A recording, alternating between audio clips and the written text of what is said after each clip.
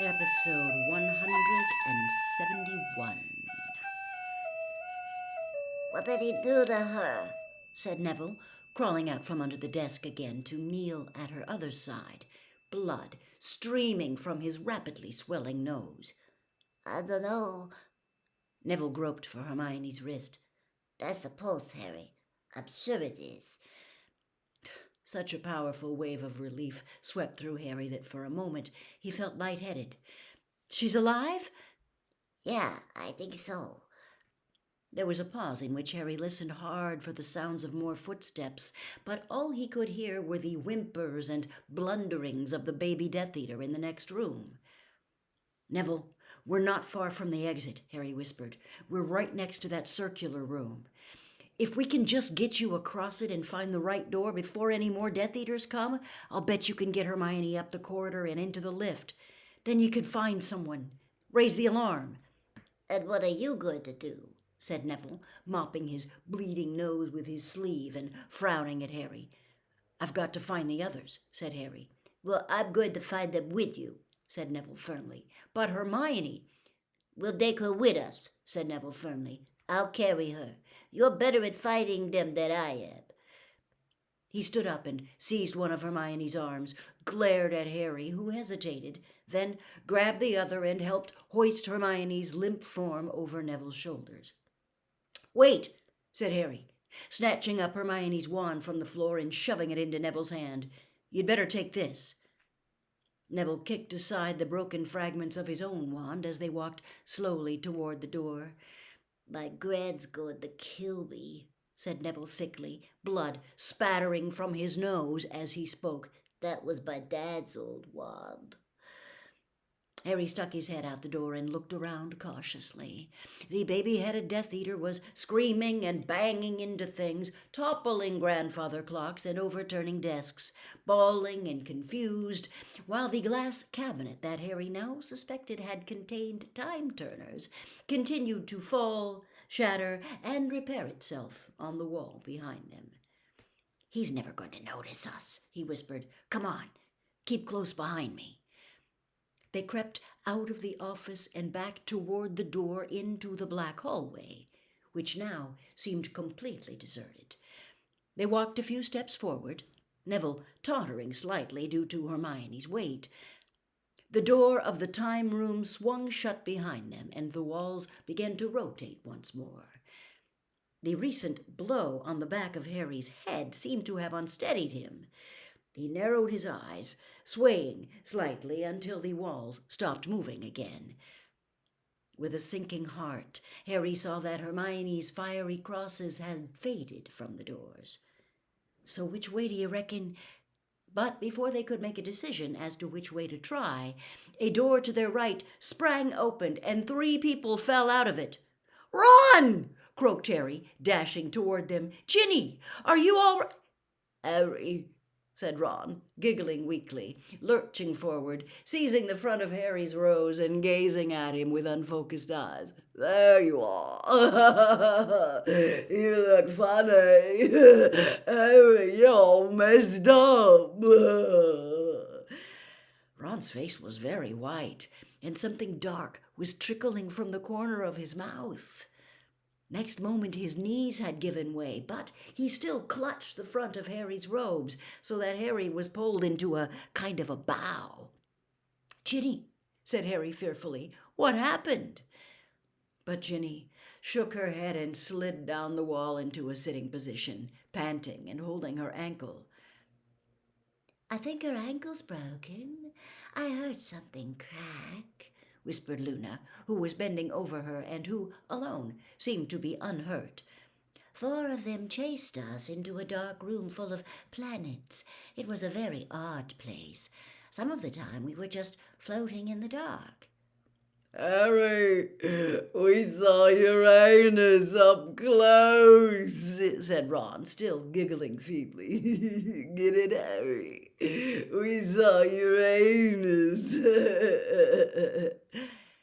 A bubble of blood grew at the corner of Ron's mouth and burst.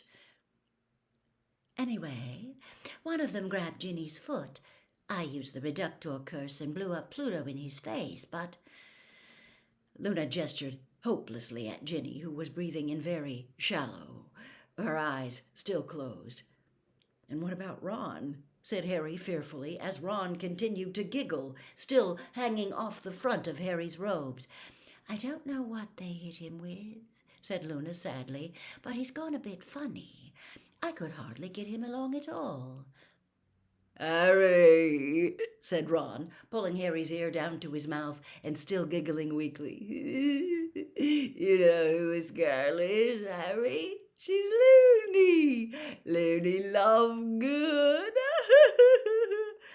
"We've got to get out of here," said Harry firmly. "Luna, can you help Ginny?"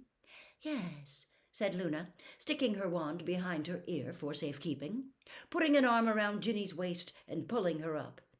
"It's only my ankle. I can do it myself," said Ginny impatiently, but next moment she had collapsed sideways and grabbed Luna for support.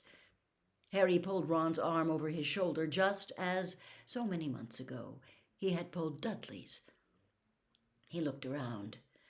They had a 1 in 12 chance of getting the exit right the first time. He heaved Ron toward a door. They were within a few feet of it when another door across the hall burst open and 3 Death Eaters sped into the hall, led by Bellatrix Lestrange. "There they are!" she shrieked. Stunning spells shot across the room. Harry smashed his way through the door ahead, flung Ron unceremoniously from him, and ducked back to help Neville in with Hermione. They were all over the threshold just in time to slam the door against Bellatrix. "Colloportus!" shouted Harry, and he heard 3 bodies slam into the door on the other side. "It doesn't matter," said a man's voice. "There are other ways in. We've got them! They're here!" Harry spun around. They were back in the brain room, and sure enough, there were doors all around the walls. He could hear footsteps in the hall behind them as more Death Eaters came running to join the first. "Luna! Neville! Help me!" The 3 of them tore around the room, sealing the doors as they went. Harry crashed into a table and rolled over the top of it in his haste to reach the next door. "Colloportus!" There were footsteps running along behind the doors. Every now and then another heavy body would launch itself against one, so it creaked and shuddered. Luna and Neville were bewitching the doors along the opposite wall. Then, as Harry reached the very top of the room, he heard Luna cry, "Cola!" He turned in time to see her flying through the air. 5 Death Eaters were surging into the room through the door she had not reached in time. Luna hit a desk, slid over its surface and onto the floor on the other side, where she lay sprawled, as still as Hermione. "Get Potter!" shrieked Bellatrix, and she ran at him. He dodged her and sprinted back up the room. He was safe as long as they thought they might hit the prophecy. "Hey!" said Ron, who had staggered to his feet and was now tottering drunkenly toward Harry, giggling. "Hey, Harry, there are brains in here. Isn't that weird, Harry?" "Ron, get out of the way. Get down." But Ron had already pointed his wand at the tank. "Honest, Harry, they're brains. Look, Accubrain." The scene seemed momentarily frozen. Harry, Ginny, and Neville, and each of the Death Eaters turned in spite of themselves to watch the top of the tank as a brain burst from the green liquid like a leaping fish. For a moment it seemed suspended in midair. Then it soared toward Ron, spinning as it came, and what looks like ribbons of moving images flew from it, unraveling like rolls of film. "Harry, look at it," said Ron, watching it disgorge its gaudy innards. "Harry, come and touch it. Bet it's weird." "Ron, no!" Harry did not know what would happen if Ron touched the tentacles of thought now flying behind the brain, but he was sure it would not be anything good. He darted forward, but Ron had already caught the brain in his outstretched hands.